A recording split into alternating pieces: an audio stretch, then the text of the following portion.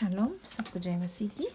आज हम एक सब्जेक्ट पर विचार करेंगे जो है आपके जीवन को क्या संचालित करता है या आपके जीवन का प्रेरणा का स्रोत क्या है, आपके जीवन को क्या संचालित कर रहा है। यहाँ पर मैं 5 बातें रखूँगी और हम अपने आप को जांचेंगे क्या इनमें से कोई बात मेरे जीवन को संचालित करती है, उसको मैं कैसे सुधारूँ और इसको मैं कैसे बदलाव ला सकता हूँ। सबसे पहली बात अगर हम देखते हैं कि अनेक लोग जो हैं दोष भाव में चलाए चलते हैं। उनका सारा जीवन अपने दुखों से भागने में और अपना कलंक छुपाने में गुजर जाता है। यह मतलब अपनी अपराध भावना में लोग ज़्यादातर अपनी पुरानी यादों में जीते हैं और अतीत में रहकर अपने भविष्य पर नियंत्रण करने का कोशिश करते, उस अतीत के अनुसार अपने भविष्य को वो देखने लग जाते हैं। ये गलत बात है और हम अपने पापों को, अपनी गलतियों को देख देख कर उसी में पीछे अपना जीवन आगे बढ़ने के बजाय हमारी सफलता पे एक रुकावट आती है।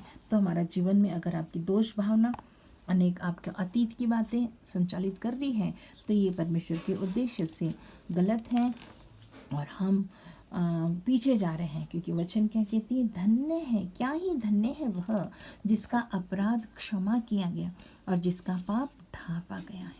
यस, हमें चाहिए कि अपने पुराने गलतियों को परमेश्वर के सामने कबूल करें और आगे बढ़ें। उन सबको भूल कर, पौलुस भी कहता है, पुरानी बातों को भूल कर आगे की तरफ बढ़ता जाता हूँ।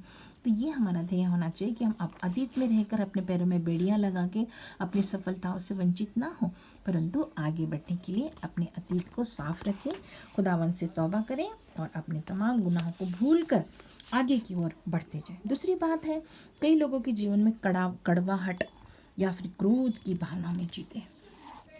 बहुत सारे बात जो आपके जीवन को किसी को क्षमा नहीं कर सकते हम, तो वो ग्रजेस, एक ये बात उसने मेरे साथ ऐसा किया वैसा किया, उसके प्रति एक क्रोध, रोष और उस व्यक्ति के प्रति चाहे उसने कुछ किया कि ना किया, अगर उसने किसी ने आपको उसके बारे में बताया भी, वो आपके बारे में उस पर विश्वास करके भी हम क्या करते हैं, अंदर ही अंदर कुढ़ते जाते हैं, एक कड़वाहट भर जाती है, चुपचाप भी हो जाते हैं और मौका देखते रहते हैं कि मैं अपनी क्रोध की इस भावना पर उस पर कैसे निकालूं।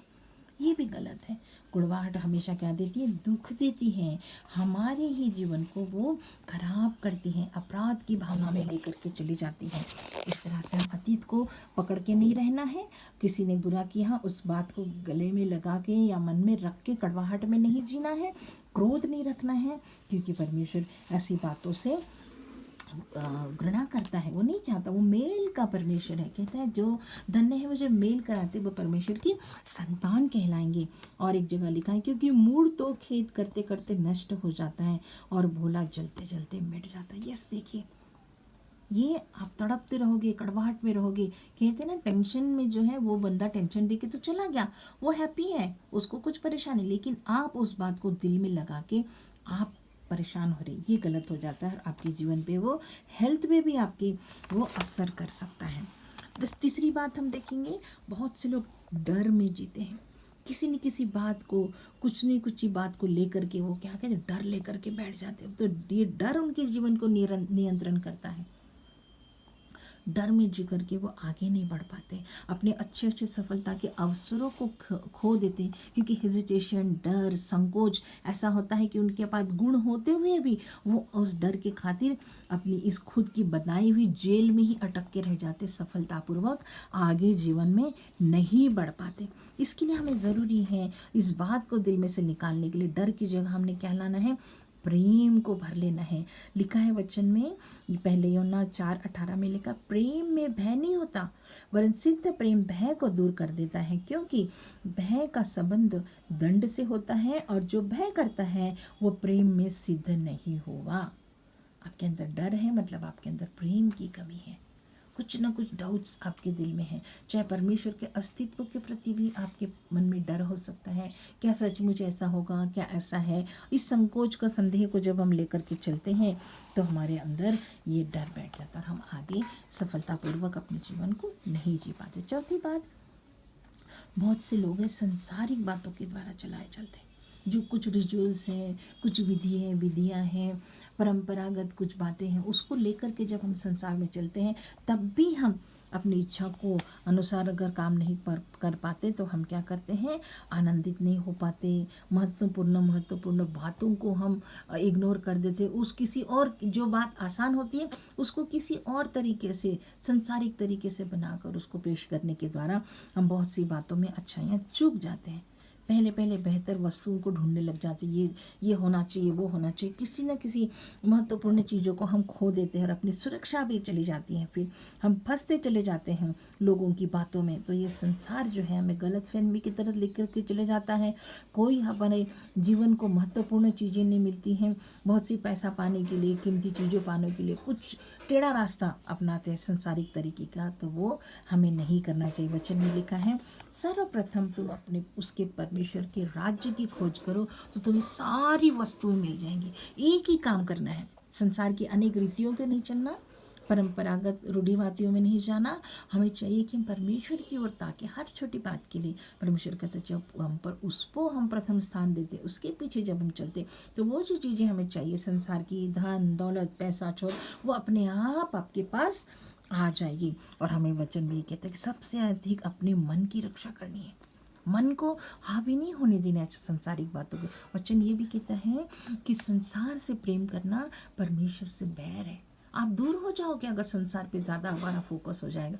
तो हमारा परमेश्वर सृष्टिकर्ता, जो हमारा प्रेमी पिता है, जो हमारी सहायता करता है, यहोवा यिरे है, उसको अगर हम छोड़कर संसार की बातों में जाएंगे तो सचमुच हम सब कुछ पा तो लेंगे लेकिन वो अचानक सारी चीज़ें खो जाएंगी। और पांचवी महत्वपूर्ण बात हम देखते हैं, बहुत से लोग जीने के लिए रजामंदी की ज़रूरत होती है, मतलब किसी की अनुमति की ज़रूरत। छोटी छोटी बातों में, क्या मैं ऐसा कर लूँ, जब वो मुझे सलाह देगा, जब पास्ता बताएंगे या हमारे घर का बड़ा बुजुर्ग बोलेगा ये करना है तभी मैं करूँगा, मैं उनसे पूछ लूँगा। हर छोटी बात के लिए, छोटी छोटी बातों के लिए हम सलाह लेते हैं, चाहे माता पिता की हो, चाहे पति पत्नी की, बच्चों की, अपने टीचर्स की, अपने मेंटर्स की, इनकी हम क्या, वो हमारे जीवन को नियंत्रण करने लग जाते हैं। फिर उनको भी ये रहता है, अरे तुमने अपने आप कैसे कर दिया, वो आपको उनके ऊपर डिपेंड बना देते हैं, उसकी जिस तरह से आप एक गुलाम की तरह हो जाते हैं, वो कहेंगे तभी वो होना है।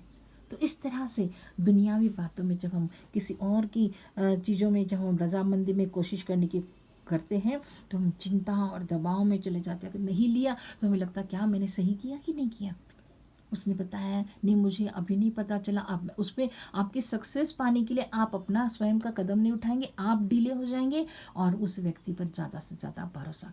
लिखा है श्रापित है वो जो मनुष्य पे भरोसा रखता है, लेकिन आशीषित है वो जो परमेश्वर पे भरोसा। रोज़ आपको परमेश्वर की उपस्थिति में बैठिए, परमेश्वर आपको अपनी हर बात आपके सामने जाहिर करेगा। लिखिए उसके सारे प्लान कुशल के हैं, हानि की नहीं है। तो क्यों ना हम मनुष्य से ज़्यादा परमेश्वर पर भरोसा रखें और अपने जीवन की सफलताओं को। लिखा है कोई प्राणी, कोई व्यक्ति, मनुष्य दो स्वामियों की सेवा नहीं कर सकता। तो देखिए आप एक तरफ मनुष्य की तरफ जा रहे, एक तरफ खुदा खुदा कर रहे, तो आपको होना चाहिए कि आपका टोटल भरोसा, आपका टोटल सेवा का निर्णय जो है वो परमेश्वर के लिए होना चाहिए। इस तरह से दूसरी शक्तियाँ, दूसरी व्यक्तियाँ, दूसरे दुनियावी चीज़ें, ये सारी चीज़ें आपके जीवन पर हावी नहीं करेंगी और अपने जीवन को आप बहुत आज से अच्छी तरह से चला पाएंगे और परमेश्वर आपको आशीष ज़रूर देगा। क्योंकि हमारे इस जीवन का उद्देश्य अगर है तो इस बातों से हमें ये पता चलता है कि हमारे जीवन को क्या बातें नियंत्रित नहीं करनी चाहिए। क्या लिखा है, सबसे पहले हमने पढ़ा कि अनेक लोगों के अंदर क्या होता है, गिल्टी फील होता है, दोष भावना में नहीं चलना है हमको। फिर हमने कड़वाहट और क्रोध की भावना में नहीं जीना है। तीसरा हमने देखा लोगों के साथ हम डर में जीते हैं, वो डर को निकाल कर प्रेम ज़्यादा से ज़्यादा आना चाहिए हमारे हृदय में।